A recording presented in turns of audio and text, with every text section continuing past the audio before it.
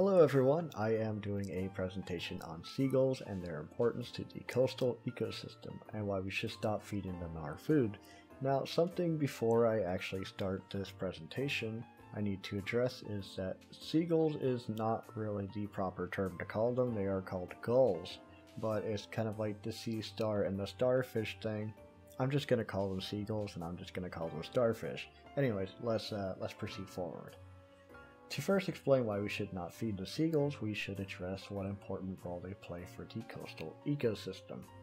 Seagulls are scavenger birds, so their diet consists of dead marine animals, as well as human garbage that washes up on shore, cleaning up beaches, and in some cases, they'll even clean up landfills.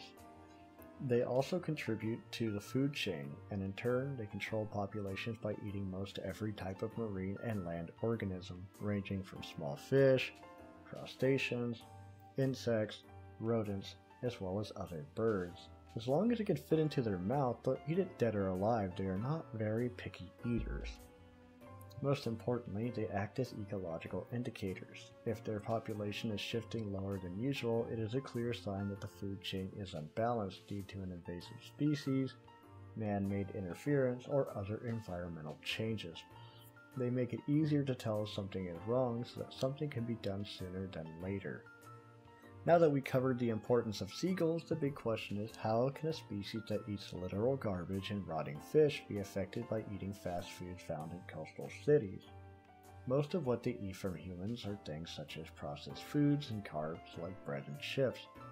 Due to the food not having as much nutrients to what the gulls are used to can cause a dip in their immune system, so they can't fight diseases such as influenza, avian cholera, and salmonella, and they can spread it to other seagulls and as well to other birds. The food that they pick off the ground can be toxic, causing them to have diarrhea, vomiting, increased heart rate, tremors, seizures, as well as even death. There's also other long-term effects from eating our food, such as foot and wing disorders, causing them to be crippled and die.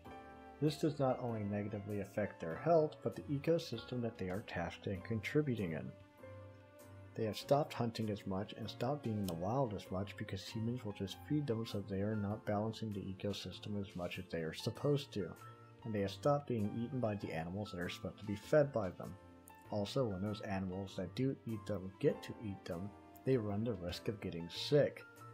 Due to them not being cold, they have a population increase that has been wreaking havoc on our human lives, and also putting an imbalance to the ecosystem in general. With their constant stealing of food on land as well as in the ocean, fishermen have been getting their fish stolen by seagulls. The seagulls have been shown to become violent on many occasions to humans to rob them of their food. They also can get humans sick with their droppings. When a microscopic piece of dried seagull shit becomes airborne and the particles containing dormant fungi and bacteria are inhaled by humans, it could give us salmonella. They also taint fresh water supplies by going to reservoirs and gathering in large numbers and pooping in the water. They ruin buildings and infrastructures with their nesting habits and droppings, and their acidic droppings can corrode and damage building materials, leading us to have to spend a lot of money to repair that.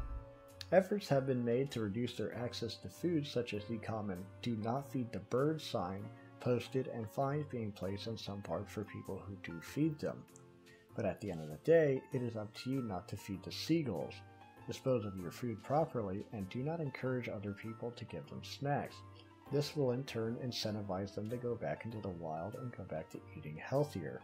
Now, on a side note, studying for this paper was actually really difficult to do due to the fact that a lot of websites, a lot of threads, and a lot of things on the internet were just mostly about seagulls and how much they annoy people. A lot of seagull hate was happening, and it was causing me a lot of wasted time reading through articles trying to find anything regarding seagulls important to the environment and what would happen if they went away. Anyways, this is my presentation on seagulls and all of that. I hope you guys had fun listening. Alright, see you later, bye.